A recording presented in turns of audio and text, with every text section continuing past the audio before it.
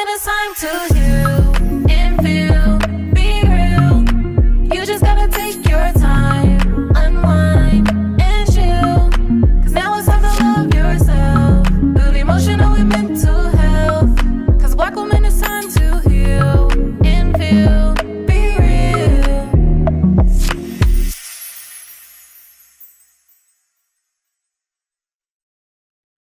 Hey y'all, we're back with another episode of Black Women Healing Podcast, and we are in a different space. As you can see, we're at the podcast place in Long Beach, California.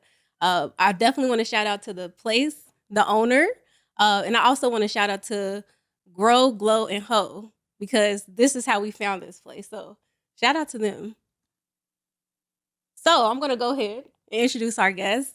So today we have Heniya Cheyenne. She is a vivacious force from Inglewood, California, who has dedicated her life to laughter and spiritual empowerment. While she believes that life continuously offers beauty and abundance freely, it is in her embodiment of the challenges that arise from life's evolution that truly informs her art. She exudes this vigor in theater, professional dance, stand-up comedy, Reiki healing, astrological readings, and commercial acting. Dang, girl. What don't you do?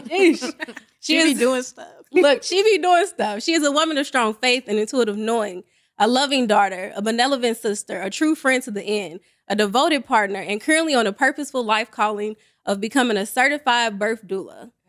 Yes. Heniya explains her purpose of providing space for others to heal as the only steps she must walk, and her loyalty to the arts as the only air she breathes. Starting her acting career at the age of just 6, she has acquired over 20 plus national principal role commercials. She has graced comedy stages such as LA's finest Laugh Factory, Hollywood Improv, was featured on All Deaf Digital, and was recently in the 2024 Netflix Is a Joke Festival. She satirically believes her first breath must have been a laugh and adamantly advocates for her laughter as a form of healing. Y'all, we love a good bio. Y'all hear it. Y'all see it. Yes. Welcome. Welcome, Heniya. That was crazy to hear someone actually read. I ain't gonna lie. That was amazing. Thank you so much for having me. Of course. Thank Oh, you my goodness. so much. And so if y'all been listening to Black Women Healing Podcast, we always start off with a this or that. So what we're going to do with the this or that this time is, and I actually stole this from a work meeting. Oh, no, not a work meeting. From a work meeting. So this or that, would you rather wake up and there's a rat in your bed or wake up and there's a roach in your bed? Which one would you rather? That is not what they said. All right, what they say, Myra? You do the Both this or still that. down bad. They're the both option. bad, honey. Yeah, they're both. These are New York people. So Okay. this is Oh, like- yeah, okay, yeah. okay. So they were like, would you rather have rats in your kitchen or a roach in your bed? Oh, in Oh. your kitchen. Oh, You that made didn't it hear even that part? Oh, we're gonna have to have a roach in the bed then and not sleep in the bed. That made it even got to worse. sleep in the You living said room. kitchen. Yeah, no, You rats didn't in the hear how people were like, oh, I love it. I've had rats as pets. You didn't hear that? Yeah, So the yeah, I kitchen heard is all of fine. that. All right, so this or that, then we're gonna say, would you rather have roaches in the kitchen or a rat in your bed? You gotta choose. Oh, now you didn't switch it up. Yeah, you switched it now. I thought that's what you said. No, it's rats in the kitchen or a roach in your bed. Okay. Rats in your kitchen. So what would or a y'all roach rather in your do? bed? Let's get to it. What I'm y'all gonna have to do a roach because I don't know if you know me, you know I have an absolute fear of rats. My grandma told me they bite your ankles, so I have this fear they're gonna eat my ankles off and I'm not gonna be able to go nowhere. So I would take the one roach in my bed because I'm gonna find it. If the rats are running around, I'm gonna leave the house. Is it one rat? Yeah, They because said you rats made on this. a plural and a singular. 'Cause it's If different. it's roaches in the different. bed, It's different. I agree. Rats I remember in the what they said. kitchen. They said one roach in the bed or rats in the kitchen. Rats plural. Okay. Yeah. okay. Well, I mean, I'm gonna have to take the roach. I'm gonna choose the roach too. Yeah. the roaches. But I ain't gonna You lie. have to burn you know, the sheets. When you think of roaches, usually that means if you see one, there's several. But it's already multiple rats. This is true. yeah, I'd rather take the one roach with the possibility of killing the family than take the whole ratatouille in the But bed. Yeah. have you ever heard, kind of like with the bed bugs, sometimes roach, if it's an infestation, like it's hard to get rid of. Like even if you have to exterminate it with a rat, you could probably have the people come. Maybe they came in through a little hole somewhere, close it up. But the roaches might not. You might have to move completely. I just gotta move either way because I can't do it. I cannot. The No. rats move too fast.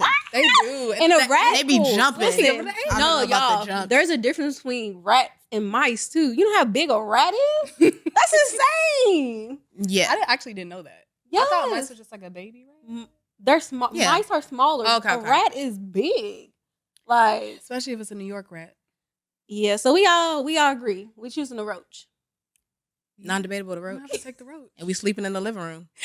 Yeah, with the lights I on. might go ahead and leave. I ain't even Living gonna room hold smooth you. for I me. might have to leave because What if but- you absolutely love your space? You still just gonna leave? If the space is just beautiful, it has everything you want. It has a gas stove. I need to got know the where the washer and roach dryer. came from. That's what I would need to know that. I need to know where this roach come from. Is this just like a random or is it, I don't know. I might have to just create a new space somewhere else. A nice space again. Good luck. Fair enough. Ah, I don't like neither.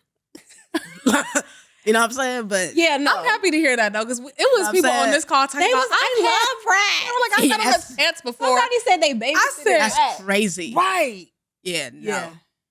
I can imagine people in New York actually having like pet rats and stuff. Yeah, 'cause they they everywhere. On everywhere. their shoulders and They stuff. when you go everywhere. to Times Square. And they tails. That's how we got rat tail comb, Ugh. right? Like the rat tail comb is because of the rat tail. And imagine that all up in my kitchen in my EBT snacks. Yeah. No. Snacks, please. So you all up in my EBT snacks with your rat tail. Yo, this is actually the perfect segue to talk about our topic. So we actually are going to be talking about being a Black woman in comedy. Y'all heard her this is just her. I'm already She not- laughing. She's not even trying. She just put it in. This is just of her Envision that. essence.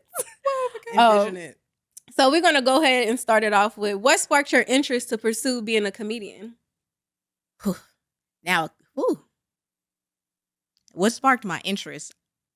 I never said I wanted to be a comedian as a job. Mm. I always grew up comedic. Like I was the person you came to for a laugh. I was the person that was going to give you a laugh unsolicitedly. I wanted to I didn't even mind people that didn't like laughing because I was so adamant about finding a way to make that person that don't like laughing laugh. And so God gave me humor. There was a point where like sometimes when I talk, like I'm not even trying to think about it. And then people are just laughing and I'm like, oh yeah, that was a joke because my brain processes humorously. Like I always just go around trying to find the fun in the thing or the joke in the thing just to make things a little bit lighter. So I didn't grow up saying, I'm going to grow up and be a comedian. I didn't even really know how it worked for real. But I have a friend named Jordan and he's a comedian. Wait, Jordan from the Crenshaw District? But you know Jordan Williams? Yes. Yeah, Jordan Williams. Okay. So Jordan does comedy. Yes. He also has his master's in theater. He is amazing. So I work with Jordan both on a theater level. Like we just did a play together where I was Mom Mabley and Jordan was Rick Fox. So Jordan was having a show and he just hit me up. And if you know Jordan like hit you up and he'd be like adamant. Like he gonna hit you up and really make sure that you on it. And so he like, friend, do the show. And I'm like, no, comedian is a job. You know, like comedian, like you actually have to show up. People bought tickets, people in the audience, like you're a mediator at that point. You're not just up there just talking. You can affect someone's day off of a joke. And so I never wanted to do it as a job. I just wanted to walk around and make people laugh. So I accepted the show because Jordan, the homie, if he see this, where the camera's at, I love you, man. But I did the show. And to date, that's probably my favorite top 5, my favorite that I've ever done. Like, because I was just up there like, shoot, hello, like, what's the deal? Like, how y'all doing? Hello? Like, not nervous because I didn't consider it like actually something to be nervous about. Yes. Now we like 7 years in and we just been going from one show and just kept going since then through a whole pandemic shebang, kept going through that. We was doing shows virtually and on Zoom. Wow. Yeah, make you laugh through a camera. You have to unmute yourself for key and unmute back. You know what I'm saying? Like, stayed through all that and now we just been going strong. So comedian is the one thing that just kind of just happened. But inevitably was always in the roots because even in dark spaces, I was funny. I was funny when I wasn't supposed to be in church. I was funny in class. Every report card that you got of me, never got a B in my life. I had A's my whole life. Graduated with a 4.6. When I'm done with my work, I'm ready to talk though. You know what I'm saying? Like, why not y'all? Why you're not talking?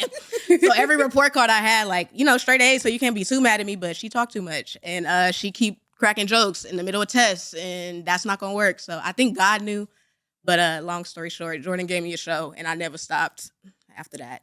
Been going strong. Shout out to Jordan. Shout out to Jordan. Jordan, if you watch I'm glad you know Jordan too. your last TikTok where you was walking down the street and then the garbage man was blasting that song he was blasting and you busted out dancing. in some Marshalls pants, Right. with the ankles out. Right. Dressed to the nine. Yes, that is. But Jordan started Williams. rejecting, jerking. That was hilarious. So shout out to That's you. my friend. Shout out to Ken Sagos. That's how I know who Jordan is. And Kim. All right. So let's dig a little bit deeper. What advice do you have for Black women who are navigating the intersections of humor, identity, and resilience in their own lives? They're navigating humor, identity, And resilience. and resilience Yes. in their own lives. What advice would I give them? Yeah. What advice? In spaces where you don't feel seen, you have to see yourself. Ooh. Like, Come on now. you just have to know, Mm-hmm.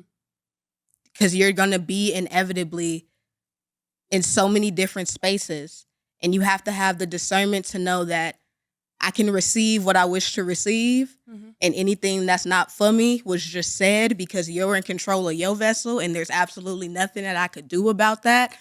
But I'm not going to receive it enough to hold it, and that takes time.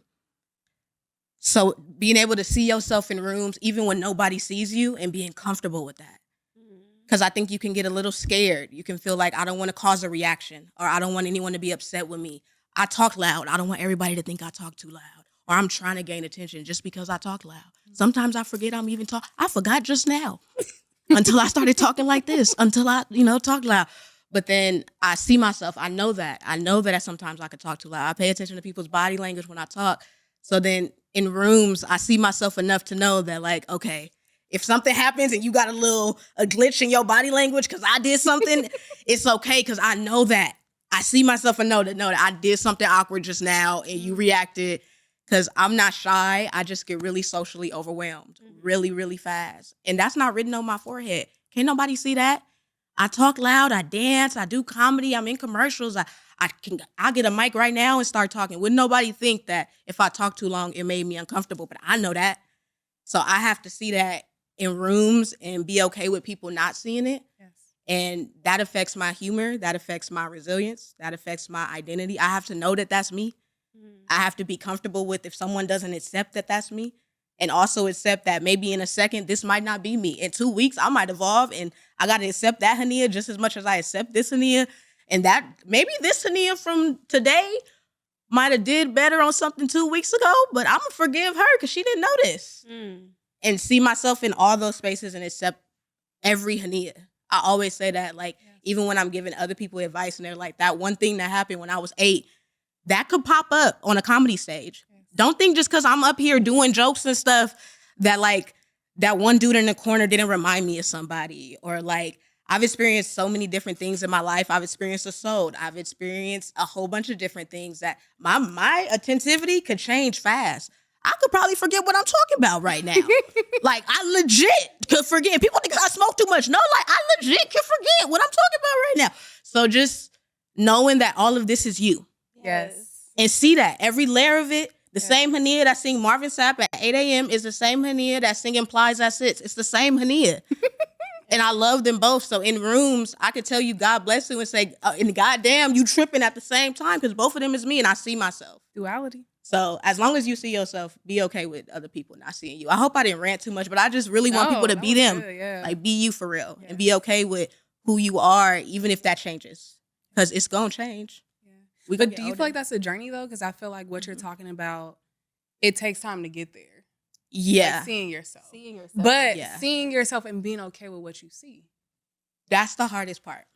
Definitely. And I would say I'm not speaking from a place of hypocrisy. Like, this is continuous training. But I can speak on the fact that I've put intention behind, like, okay, Heniya, like, even just talking to myself in my head sometimes, like, you're giving this room your utmost energy and you're not even trying. But in your head, like in my head, I'm telling myself, like, okay, give yourself 5 minutes, pause, take a break, walk away. I'm the queen of a walk away. I'm the queen of where Heniya go. Like, why she just, like, I just needed that 2 seconds for 2 seconds. Yeah. And it takes time to, you have to be aware and then acknowledge. Like, people can go their whole lives with awareness. Like, oh, I'm just me. Like, oh, I just don't like people. Like, oh, I just get overwhelmed. Like, oh, that's just, you could do that. Are you going to acknowledge it? And then are you going to change it? Like, you could be aware. People think like, oh, I'm so self-aware because I know I'm me. Like, that's not how awareness works. Thank you. I say that all the time. If you Like, you have this just- self-awareness, what are you going to do with it? Like, now, what do you do after? It's the first step. It's the first step. Like, there's been friendships that I've harmed because I can just disappear. I can just not check in. So I could keep going like, oh, I'm just a person that just disappear and be proud of it. But then at one point, it's like, what if that affects my relationship? Or what if that affects my relationship with my mom or my little sister who lives in LA and needs me? Like, what if I just don't text her for weeks? Like, that's in the awareness of others. Yeah, you have to just aware yourself and others. Yeah. You can't just do that. And that definitely takes time. Oh, yeah. Especially as a survivor of assault. There's so many things in which I've tried, because there could have been a moment in my life based off the things that I've experienced that I could say, fuck comedy. I could have said, fuck arts, fuck gospel, for like just everything. Just, I'm not going to do none of it because life has shown me and it's not lining up with the expectation that I have or what I feel like it's supposed to be. And then that takes time. Oh, yeah. Because sometimes it don't align and you could be aware that it's not aligning. But then once I actually kept continuing and then just kept doing comedy, even the uncomfortable shows when I'm like, dang, like, y'all don't know, like, I'm a survivor of assault. I hugged 4 people just now. And to y'all, that might have seemed like she just hugged 4 people just now. In my head, I'm like, I hugged 4 people just now. And I had to do a lot of shows to even know. And it's not talked about. Because comedy is comedic. So in these spaces, it's not like you just walk on into the Hollywood Improv and tell y'all, yeah, I just went to therapy today, trauma dumped all on her because I'm 6 years past my assault. But last night I had a nightmare about it and then I woke up and had a flashback, but I couldn't cancel my show because I told y'all I was coming. And I got a 15-minute, I'm supposed to drop that on them in the green room? Like, how I'm supposed to do that? So it does take time, a lot of time. And like, we have time. A lot of time. We just have so much time. Like, we act like time is like really, like you really have time. If you switch the paradigm to you have the time, then you will actually have the time. You'll actually have the time. Thank you. When people like even just reading all of this, like if I didn't know me and I heard that bio, I'd be like, God dang, how she got the time? Girl, how you a doula delivering babies, but you also delivering jokes. I also work for TMZ. That's not even in there. Girl, how are you in the newsroom? And then, like, how are you even, but you're a manager of your own time, but you have to be okay with the fact that you have time. Yeah. We're not okay with the fact that we have time. That makes us uncomfortable. We got to convince ourselves that we don't got it to be comfortable. I hope I didn't just rant. No, I want us to all move away from this. We ain't got enough time. Yeah, like, you got time. Because I've spent a lot of time dwelling. I've spent a lot of time laying down. I've spent a lot of time scrolling. I've spent a lot of time ignoring. You spent a lot of time growing. I've spent a lot of time. Yeah, these are just the other ones that we're not mentioning. You know, like I've spent a lot. Some of us have spent a lot of time in our beds, a lot of time on our couches, a lot of time crying in the shower. I spend more time in the shower than I do in the bed. So even that time, like, yeah, I've taken that time too. Like that time, but it's just, I just didn't mention it when it's like, yeah, okay, I know now that I have to have a different navigation. Because at one point I was like, dang, I can't do comedy if I can't be surrounded by people, if I can't be in rooms and be comfortable. But I had to learn, like, it's my own navigation on my own time. Yep. And I just got to be my own navigator. Yes. I hope my lips don't feel. Do my lips look crusty? Because they feel crusty. They don't look crusty. Cool. Nah, you good. You look fine. So I feel like this is kind of in alignment with what you're talking about. Because we're talking about how comedy can help us through tough situations, right? Mm-hmm. Can you share a time when humor helped you through a personal challenge? Oh, that gave me goosebumps. I really mention my assault nonchalantly only because my tone can be very humorous majority of the time. But it was quite literally the worst period of my life. I felt like I was the worst daughter, the worst sister, the worst God-fearing human. I felt like I was doing all of it the worst. Like, I've never been more lost in my life.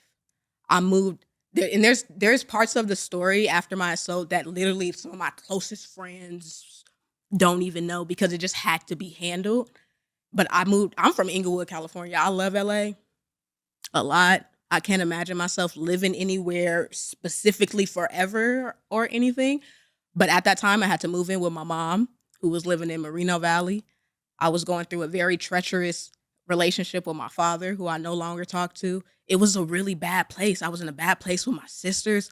I was in a bad place with my life. I was in the middle of UCLA and had to take a break. Like everything that made me feel happy, I did not have. I didn't find a joke in anything.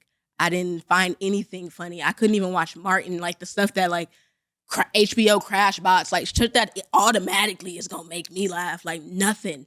I prayed, nothing. I journaled, nothing. Watched TikToks, nothing. Read self-help books, nothing. I'm at church, nothing. Like I'm writing it down and checking the next day, nothing. I went to temples. I researched other religions, nothing.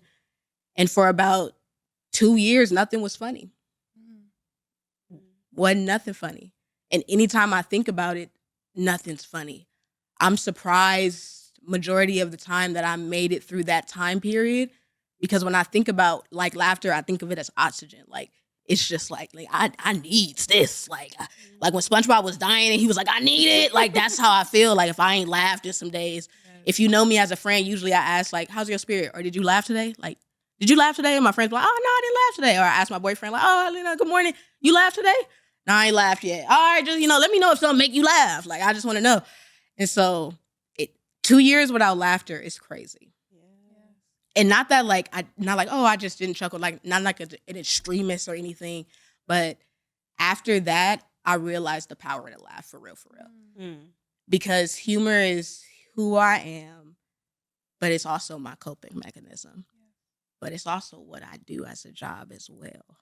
And so all that can get lost on, am I being funny because I'm coping, or am I being funny because it's me, or am I being funny because I'm just being funny because innately I'm just always being funny? This ain't even funny. Sometimes I'll be actually sad and be mad that my brain is like, oh, let's be funny. Like, no, let's be sad. Like, it's like we arguing for real. But after that year of really not being funny, once I got out of it, it's like I found everything funny. And it's not that I have to share it, because some people would. It's my own vessel, like my own thing to have. Because there's some things that I find funny that if I post it right now, like, no, I thought that was pretty fucking funny. Like my boyfriend's probably the only person I could be like, hey, yo. He's gonna get it. This shit right here, this funny. Like, but if I were to tell my mom, I would get disowned. Like, why would you think that was funny? But I shout out to defaulted grief. Shout out to grief that you gotta do. Like grief that you can't ignore, pretend like it's not happening. I've never heard anybody say defaulted grief. It's like that shit comes by default. Like there's nothing else you could do. Like I couldn't go to work. I couldn't go to school. I couldn't be a sister. I couldn't give advice. I couldn't pick up the phone. I couldn't tell you a joke. I couldn't make a post. I couldn't make a caption. If I scroll back to that time period of my life, emojis were captions. Like I couldn't even make a sentence. I had to grieve. I didn't have no choice. And through that, I knew like there's nothing better than like making sure you laugh. I even love really, really serious people, because when they do laugh, they do laugh. Yes. Oh, they laugh a lot. They was really thinking something was funny, but they out here trying to act all serious and stuff. You know what I'm saying? I saw what you looked at. You thought that was kind of funny, but you not go. It's like a white chicks moment. Like you was saying it, but you said it, but you were thinking it. Like I know. But I know, wow, this is beautiful that y'all hold this space. This is not even what y'all just asked me, but this is the first podcast I've ever been on. First off, you taught us something. This is the first podcast. Yes. Yeah, this is the first podcast I've ever been. I've never been on with this. I've never been on the pod. This is the first podcast room. Nice podcast room. Look, look at y'all can't even see everything on the cameras, but even y'all asking me these questions, I don't think this is ever things that I've said out loud or even considered like how powerful comedy actually is for real. I have a random question. Do you talk to yourself? Yeah, all the time. What does that look like? Like this? I talk to God like this. Like, no, I agree. Like, that's like I could talk to a tree. I talk to trees. Healing too. I hug trees. No, I asked that because I feel like it's a form of healing people don't talk about. And I literally told a client the other day, I was like, you need to talk to yourself. Like talk out loud, because I'm hearing you having all this dialogue in your head and it's not going anywhere. You're waiting to talk to me, but you have the answers. And when you're talking to me, you're saying the answers. Why aren't you talking to yourself? And she was like, oh, I remember the last time I talked to myself, how different I felt. And I was like, we got to keep that going. Yeah. So as you were talking, I was like, I feel like you be having some good ass conversations with yourself. Oh man, they the worst when I'm down too. That's the Like best. they top 5, not 5 when I'm down, because I'm really in the mirror like, so we tripping, huh? Mm. So we disassociated. Mm. So we've been at work all week. Cause I got a corporate job now where I'm in the office and gotta pretend like I'm normal. So I'm like, we've been at work all week, huh? We stressed out, huh? Look how stressed out we is. Father God, I come to you as humbly as I know how, but as humorously as I know how, to tell you I have nothing in my soul right now. I ain't got nothing. God, we ain't got much. But I know you covering me. You got me. Like, I talk to God like he the homie. Like, cause he really is. But this how I talk to me. I talk to me like I'm the homie. I don't talk to my mama like I'm the homie. Like she the homie. I'm about to say I talk to my mama like she the homie. I call my mama mama girl. That's the closest I got to talking to my mom. I'm down. Hey mama girl. Little mama, if you watching this, no I don't. I know you're not one of my little friends. Right. I do call her mama girl. That's the closest I get. But even that's like humorously. If anyone else were to call her mama girl, I would get very, very offended. I call my mom. I'm like, hey mama girl. But I've always tried to bring like a lightness. Yes. Like every time. I've had a very, very dark past that'll probably be for another podcast day. But like that has brought the lightness. Yes. Like I believe I'm truly, truly funny only because everything that I went through. Like I don't think I'd be this funny if I had like the normal life and I went to Chadwick High School, you know, and my Is that an parents, Inglewood, LA thing? you know, and then my parents didn't Definitely fight, you Inglewood. know, they was friends and locked in. And I had normal parents, you know, that was in love and it worked. What would I be like? Probably boring. Yeah, I'd probably be a little boring. I needed they divorce and all that. I didn't need that. That was so stupid. But it probably made Little character. Yeah, it built it. You know what I'm saying? Yeah, a little divorce in the 8th grade. That sets you off of high school. That makes everything interesting start. Like everything was good, but I don't think I'd be funny. Yeah. I don't think I'd be funny. No, Yeah. like I mean, one, honored that you are talking about this on our podcast. Like it's very vulnerable, but I definitely think this is what our space is for. But definitely honored. And just hearing you talk about this default grief piece, it's like nobody can avoid it. I think that's super important to highlight. You know, sometimes people, even us, like we're all counselors and therapists. Sometimes you can feel like, oh, I can avoid it. You can't. Like you will go through different stages of grief. Like we don't have control over everything. And that right there, you had to surrender. Mm-hmm. You had no choice. I had no choice. But I'm so glad that you moved through it. You gave yourself time, like you said earlier, because we got time. We got time. We got time. You gave it, and look at you. Look, we out here sitting in the seat in some overalls. You know what I'm saying? I got overalls on. They not buttoned up right now. I didn't even know that. These are Girl, maternity overalls, y'all. These for pregnant. I did not know. We done got been in the buttons car on- and they got everything. buttons on the I did not side. see that. Yeah, it's Stendo. If I got pregnant right now, I could keep this on. You know what I'm saying? Multifaceted, always ready. Stay ready. You ain't got to get ready. That's cute. I'm gonna go into our last question. Okay, last question. So you kind of been talking about it, but what advice would you give Black women looking to pursue their own passions while maintaining their mental and emotional well-being?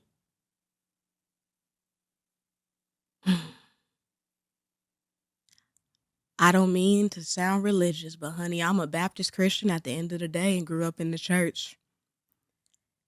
You can't do it by yourself if God ain't in the car. He gotta be in the car.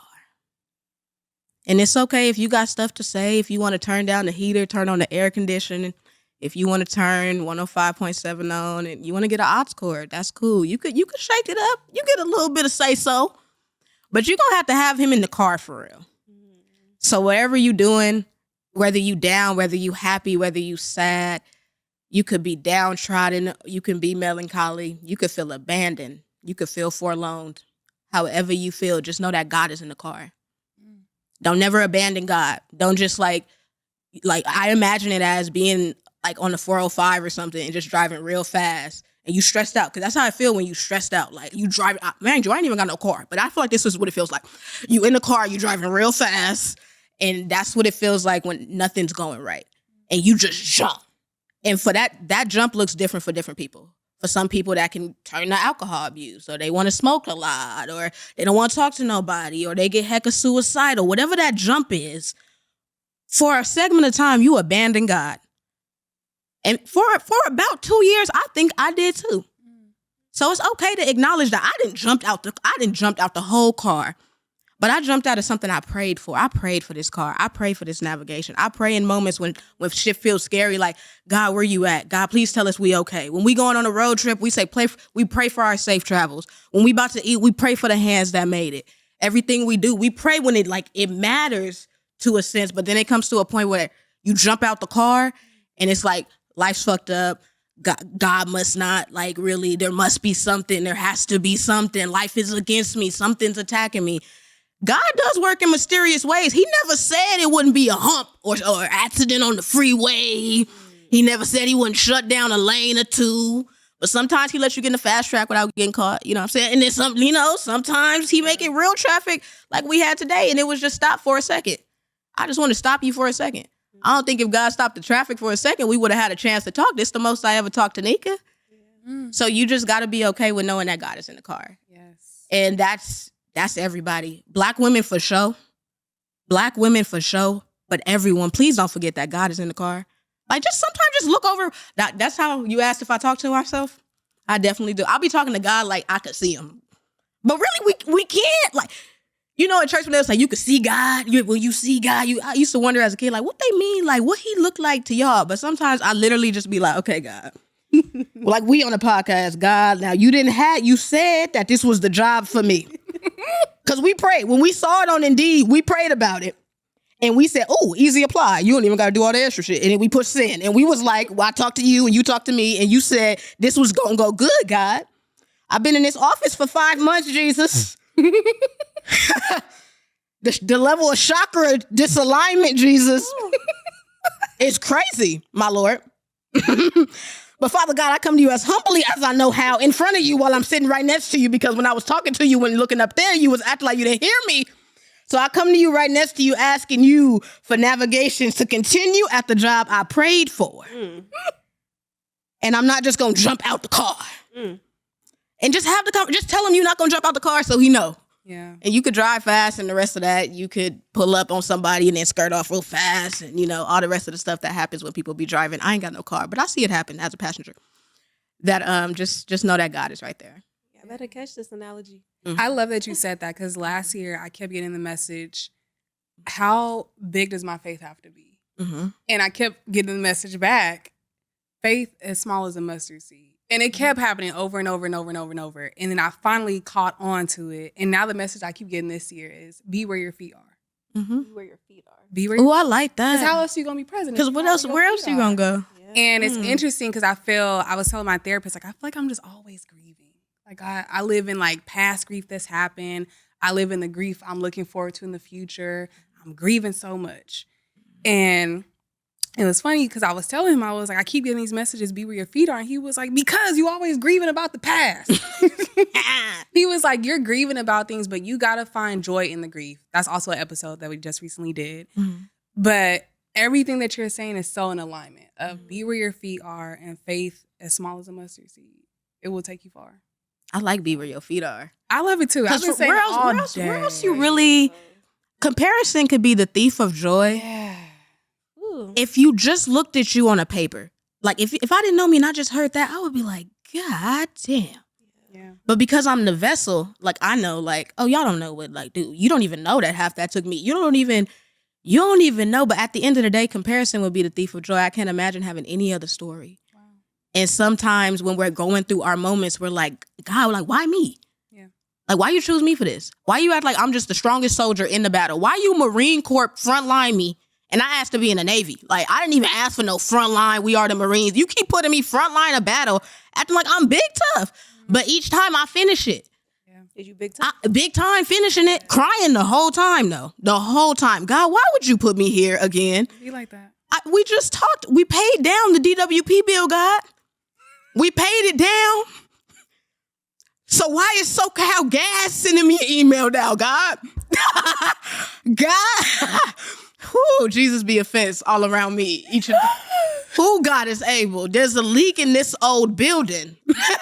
And my soul is got to move. Jesus. But just being okay with that. Yes. Being okay with be where your feet are. Because who other feet I'm going to be in? That's so true. Who other feet? This was our guest, y'all. We absolutely loved her. And love as y'all. we wrap up, we got to ask you any takeaways for our listeners. Takeaways for your listeners. Hey, listeners. I hope y'all really been listening and receiving. I've been told lately I'm in a relationship that I talk a lot. Y'all, you ask me. I talk a lot. Yeah. I've been told I need to listen. So as advice to your listeners, everyone that comes on this podcast has a different form of navigating life, is well-versed in different ways. And we all have different superpowers. Like, we all out here, God done blessed us with different, what I got, you ain't got, what she got, you ain't got. And like, together though, oh, this a room. Oh, this a setup. This a trio. This a Powerpuff Girl. Yeah. So, listen and take heed. We've all only done this life one time. Yeah, we 28, 36, we supposed to be grown. We supposed to already know how to do this. I've still only been 34 once. I still only been 28 once, 29 once. And so as people share their experience, just listen. And same thing as how I started in the beginning, like you can receive and then you can know that, okay, that part wasn't for me. You don't have to resonate with it all, but find the parts that are and always be available to learn and take heed, because we're masters as long as we continue learning. Not because you just like, you could have, literally if someone that got their master's 10 years ago in the same major, I can get that master's today, and our classes were different. So we two different masters nonetheless, same on the paper, but like how we mastering is different. So just listen. Like, we have so much to learn from each other, and the deliveries are going to be different. The ways we talk are going to be different. I've even listened to the people y'all have had before I came up in here and listened to myself talk, And so the next person, I'm about to listen to that too. And so listeners, just listen, not just a podcast, listen to yourself. Just listen. I don't mean you got to take heed to everything, but learn how to listen. As I am in my first adult relationship, and I need to learn myself. Yes, ma'am. Yes, ma'am. Yes, ma'am. Listen versus hearing, because that's a big difference. Hearing, you just hear what. Yeah, I learned that too. You're actually taking it in. I thought I was a good listener. That's all we got for y'all. Hearer. Right? So we got our takeaway, and we're going to wrap it on up. That's it for this week's episode of Black Women Healing Podcast. Be sure to tune in every Monday. Oh, I love y'all. That was amazing. Great. Come on now. That was good. Thank you so much.